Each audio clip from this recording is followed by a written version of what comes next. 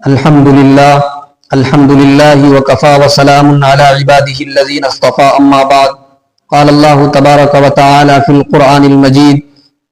فأعوذ بالله من الشيطان الرجيم بسم الله الرحمن الرحيم تبت يدا أبي لهب وتب ما أغنى عنه ماله وما كسب سيصلى نارا ذات لهب وامرأته حمالة الحطب في جيدها حبل من مسد صدق الله العظيم۔ ترجمہ: ابو لہب کے ہاتھ ٹوٹ گئے اور وہ خود بھی ٹوٹ گیا، اس کو کچھ بھی کام نہ آیا، اس کا مال اور کمایا ہوا سامان ان قریب اور لپے مارتی آگ میں پڑے گا، اور اس کی بیوی بھی اس کے ساتھ جائے گی جو ایندھن سر پر اٹھانے والی ہے، اس کی گردن میں موج کی بٹی ہوئی رسی ہے۔ معزز ناظرین کرام، یہ سورہ لہب ہے جو مکہ معظمہ میں نازل ہوئی اور 5 آیتوں پر مشتمل ہے۔ اس صورت میں ایک انتہائی ضدی اور دشمن اسلام ابو لہب اور اس کی انتہائی نامعقول فتنہ پرور بیوی کے برے انجام کا ذکر کیا گیا ہے۔ گویا کہ آپ کہہ لیں کہ ایک بدترین گستاخ کا ذکر کیا گیا ہے،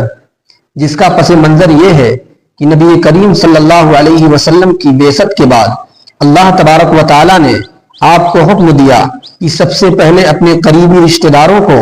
دین کی دعوت پیش کریں اور انہیں آخرت کے عذاب سے ڈرائیں۔ چنانچہ آیت نازل ہوئی وَأَنذِرْ عَشِيرَتَكَ الْأَقْرَبِينَ، اور آپ ڈرائیے اپنے قریبی رشتہ داروں کو۔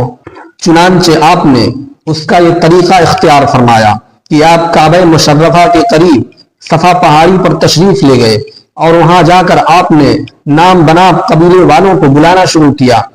اس زمانے میں کسی اہم بات کی طرف لوگوں کو متوجہ کرنے کے لیے یہی صورت اپنائی جاتی تھی۔ بہرحال آپ کی بات سن کر لوگ پہاڑی کے نیچے اکٹھے ہونے لگے۔ جب سب لوگ جمع ہو گئے تو آپ نے ان سے پوچھا کہ اگر میں تمہیں یہ خبر دوں کہ اس پہاڑی کے پیچھے ایک دشمن ہے جو تم پر حملہ کرنے جا رہا ہے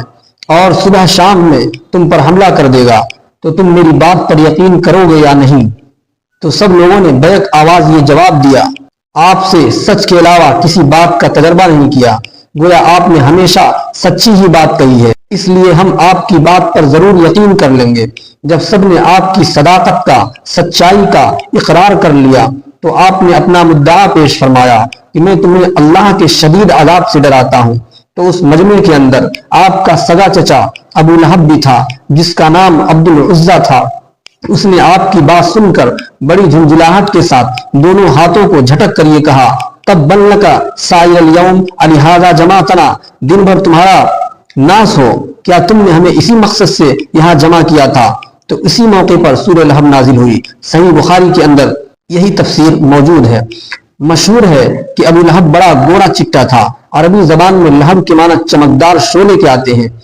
اسی مناسبت سے اس کی کنیت ابو لہب رکھ دی گئی تھی، لیکن قرآن پاک نے بھی اس کے اسی لقب کو یہاں ذکر فرمایا۔ اس سے دوسرے معنی کی طرف اشارہ کرنا مقصود ہے، کیونکہ لہب کے معنی دہکتی ہوئی آگ کے بھی آتے ہیں، تو اس اعتبار سے یہ لقب اس کے جہنمی ہونے کی طرف بھی اشارہ ہے۔ خلاصہ یہ ہے کہ اس موقع پر ابو لہب نے مروت اور اخلاق کی تمام حدوں کو پار کر دیا۔ بعض روایتوں میں یہاں تک منقول ہے کہ اس وقت اس نے حضور کو مارنے کے لیے ہاتھ پر پتھر تک اٹھا لیا تھا، تو اس کی طرف سے انتہائی آخری درجے کی کمینگی کی بات تھی کہ حق بات کو سمجھنے کے بجائے اس نے بربلا اس کے خلاف رویہ اپنایا اور تحقیر آمیز انداز اختیار کیا۔ بعض حضرات مفسرین فرماتے ہیں یہ اپنی مجلسوں میں کہتا تھا کہ محمد صلی اللہ علیہ وسلم تمہیں امیدیں دلاتے ہیں۔ حد تو یہ ہے کہ اس کے 2 بیٹوں عتبہ اور عتیبہ سے پیغمبر علیہ السلام کی دو صاحبزادیوں کا رشتہ بھی پکا ہو چکا تھا، لیکن جب حضرت صلی اللہ علیہ وسلم نے اسلام کی دعوت پیش فرمائی تو اس ملعون نے اپنے بیٹوں سے کہا کہ یہ رشتہ تمہیں ختم کرنا پڑے گا، ورنہ میرا تم سے کوئی تعلق نہیں رہے گا۔ تو روایت میں ہے کہ عتبہ تو خاموش رہا، مگر عتیبہ نے پیغمبر علیہ السلام کے پاس جا کر بڑی بدتمیزی کی، حتیٰ کہ اس ملعون نے آپ کا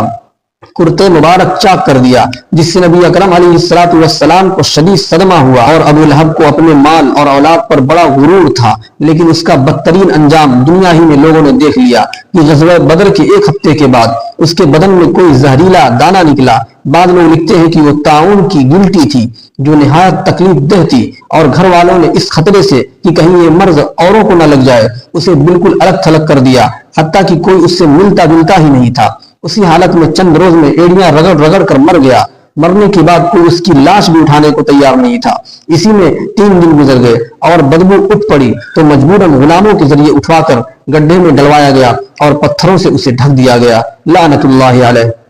تو یہ شخص جو سردار بنا پھرتا تھا اور کبر و غرور سے حق کے سامنے ہاتھوں کو جھٹکتا اور زہریلے تبصرے کرتا تھا، تو اللہ تعالیٰ نے دنیا میں بھی اس کو انتہائی ذلت کی موت سے دوچار کیا، اور آخرت میں جو عذاب ہوگا اس کا تو دنیا میں تصور ہی نہیں کیا جا سکتا۔ اس کا مال اور اولاد نہ دنیا میں اس کے کام آئے اور نہ آخرت میں کام آ سکیں گے۔ اسی طریقے سے ابو لہب کی بیوی ام جمیلہ بنت حرب بھی انتہائی خبیثہ اور ملعونہ تھی۔ بعض روایتوں میں ہے کہ وہ پیغمبر علیہ الصلوۃ والسلام کے راستے میں کانٹے بچھایا کرتی تھی۔ بیان القرآن وغیرہ تفاسیر کی کتابوں میں ہے۔ بعض حضرات مفسرین نے فرمایا کہ یہ بڑی چغل خور اور کینہ پرور عورت تھی، اور اپنے ضدی شوہر کا برائی میں ساتھ دینے والی اور اس کی فتنہ انگیزیوں کے اندر مددگار رہتی تھی۔ اسی اعتبار سے اسے حمالۃ الحطب، بوجھ کو اٹھانے والی اور دشمنی کی آگ بھڑکانے والی کہا گیا ہے۔ جبکہ بعض حضرات کی رائے یہ ہے کہ بڑی بخیل اور کنجوس بھی تھی، جس کی بنا پر ملازموں سے خدمت لینے کے بجائے خود ہی جنگل سے ایندھن کا بوجھ اٹھا کر لایا کرتی تھی، اور جیسا کہ بوجھ اٹھانے والی عورتوں کا طریقہ ہے کہ گٹھر کو پیچھے کمر پر لاد کر اس کی رسی پیشانی پر باندھ لیتی ہیں تاکہ آسانی سے بوجھ اٹھایا جا سکے، تو یہ ملعونہ ایک دن ایسے ہی بوجھ لاد کر آ رہی تھی کہ وہ پیشانی والی رسی کھسک کر اس کی گردن میں جا پھنسی، جس کی بنا پر اس کا دم گھٹ گیا اور اسی حالت میں موت آ گئی۔ تو یہ اس ملعونہ کا دنیا میں انجام ہوا جو اپنے بدترین شوہر کی شرارتوں میں مددگار بنی ہوئی تھی۔ اس تفصیل سے ایک اہم بات یہ معلوم ہوئی کہ اللہ تبارک و تعالیٰ کے دربار میں محض رشتہ داری اور نسب کام آنے والا نہیں ہے، جیسا کہ سگا چچا ہونے کے باوجود ابو لہب اللہ کی رحمت سے محروم رہا۔ لہذا کوئی یہ خیال نہ کرے کہ قریبی رشتہ داریاں ایمان و عمل کے بغیر نجات کا سبب بن جائیں گی، ایسا ہرگز نہیں ہے۔ آخرت میں تو نجات اسی کو ملے گی جو ایمان لائے اور اچھے اعمال کرے، بھلے سے وہ رشتہ دار ہو یا نہ ہو۔ اللہ تعالیٰ کے ہاں صرف ایمان اور عمل کی قدر ہے۔ اسی لیے سرور عالم حضرت محمد مصطفیٰ صلی اللہ علیہ وسلم نے تمام اعزاء اور قریبی لوگوں کو خصوصی خطاب کرتے ہوئے فرمایا تھا، انقذوا انفسکم من النار فانی لا اغنی عنکم من اللہ شیئا، یعنی تم خود ایمان لا کر اپنے کو جہنم سے بچانے کا انتظام کرو، کیونکہ اگر تم ایمان نہیں لاؤ گے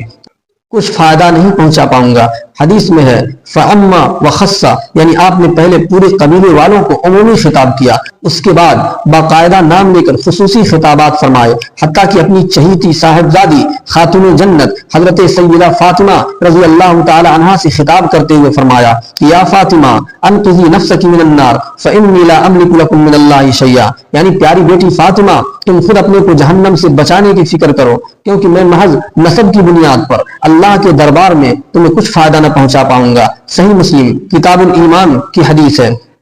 گویا کہ یہ مت سمجھنا کہ ہمارے ابا جان پیغمبر ہیں تو ہم ایمان و عمل کے بغیر نجات پا جائیں گے، بلکہ نجات جب ہی ملے گی جبکہ ایمان اور اچھے اعمال کی دولت سے آدمی مالا مال ہو۔ اس کے بغیر نسب سے کوئی نفع نہیں ہوگا، کوئی فائدہ نہیں ہوگا۔ اور ایک حدیث میں پیغمبر علیہ الصلوۃ والسلام نے ارشاد فرمایا من بطأ به عمله لم يسرع به نسبه، یعنی جس کا عمل اسے سست بنا دے اس کا نسب اسے آگے نہیں لے جا سکتا۔ یہ بھی صحیح مسلم کی حدیث ہے۔ اسی طرح اس صورت سے یہ بھی معلوم ہوا کہ کوئی آدمی اپنی مال و دولت یا اولاد پر بھروسہ نہ کرے، کیوں اللہ کے دربار میں یہ چیزیں آدمی کو عذاب سے نہیں بچا پائیں گی جب تک کہ ایمان و عمل کی دولت ساتھ نہ ہو۔ اور تیسری بات خاص طور پر یہ معلوم ہوئی کہ جو شخص چغل خور ہو یا زبانی و عملی طور پر کسی ظالم کا مددگار ہو وہ بھی قابل مذمت اور ملعون ہے، جیسا کہ یہ ابو لہب کی بیوی جو اپنے ظالم شوہر کی دست راست بنی ہوئی تھی اور معاشرے کی چغلیاں کھاتی تھی، تو وہ بھی بالآخر بدترین انجام سے دوچار ہوئی، نعوذ باللہ من ذالک۔ چنانچہ اللہ تبارک و تعالیٰ نے فرمایا تبت یدا ابی لہب وتب، یعنی ابو لہب کے ہاتھ ٹوٹ گئے اور خود بھی ٹوٹ گیا۔ اس سے پہلے وہ غرور تکبر کے مارے انکار کرتے ہوئے ہاتھوں کو جھٹک رہا تھا اور اپنے کو بڑا بہادر سمجھتا تھا، لیکن دیکھتے ہی دیکھتے یہ ساری چیزیں دھری کی دھری رہ گئیں اور اس کا بیڑا غرق ہو گیا۔ پھر آگے اللہ تبارک و تعالیٰ نے فرمایا ما اغنى عنه ماله وما کسب، یعنی اس کو اس کا مال اور کمایا ہوا سامان کچھ بھی نہ کمایا، حتیٰ کہ دنیاوی وجاہت و عزت بھی ہاتھ سے چلی گئی۔ آگے فرمایا سیصلی نارا ذات لہب، یعنی ان قریب وہ ایسی آگ میں جا پڑے گا جو لپٹیں مارنے والی ہے، گویا کہ بڑی خطرناک آگ ہے جس میں اسے موت کے بعد ڈالا جائے گا۔ پھر فرمایا وامرأتہ حمالۃ الحطب، یعنی جہنم میں اس کے ساتھ اس کی بیوی بھی جائے گی جو ایندھن برائیوں کا بوجھ سر پر اٹھانے والی ہے اور بڑی فتنہ پرور ہے۔ آخر میں فرمایا فی جیدہا حبل من مسد، یعنی اس عورت کی گردن میں موج کی اچھی طرح بٹی ہوئی رسی ہے۔ اس سے دنیاوی رسی بھی مراد ہو سکتی ہے جیسا کہ اوپر گزر چکا ہے، اور بہت سے مفسرین نے اس کے ساتھ پیش آمدہ عذاب مراد لیا ہے۔ اس کے گلے میں زنجیریں اور طوق ڈال دیے جائیں گے جس کی بنا پر عذاب کی شدت میں بے انتہا اضافہ ہوگا۔ علامہ عماد الدین ابن کثیر رحمۃ اللہ علیہ نے اس سورت کی تفسیر کرتے ہوئے آخر میں فرمایا کہ اس سورت کا مضمون بجائے خود نبی اکرم صلی اللہ علیہ وسلم کے حق ہونے کی کھلی دلیل ہے، کیونکہ اس میں یہ خبر سنائی گئی ہے کہ ابو لہب اور اس کی بیوی جہنم رسید ہوئی، جو دراصل اس بات کی پیشین گوئی ہے کہ یہ دونوں مرتے دم تک ایمان سے محروم رہیں گے اور ظاہراً یا باطناً کسی طرح ایمان نہیں لائیں گے۔ چنانچہ واقعہ بھی اسی طرح پیش آیا اور یہ پیشین گوئی حرف بحرف صادق ہو کر پیغمبر علیہ الصلوۃ والسلام کی سچائی کی واضح حجت بن گئی۔ فالحمدللہ علی ذلک، اللہ تبارک و تعالی ہم سب کو ہر طرح کی غلطیوں سے محفوظ فرمائے، اپنی رضا اور خوشنودی سے مالا مال فرمائے، اور اللہ کے رسول جناب محمد رسول اللہ صلی اللہ علیہ وسلم سے سچی اور پکی محبت فرمائے، آمین۔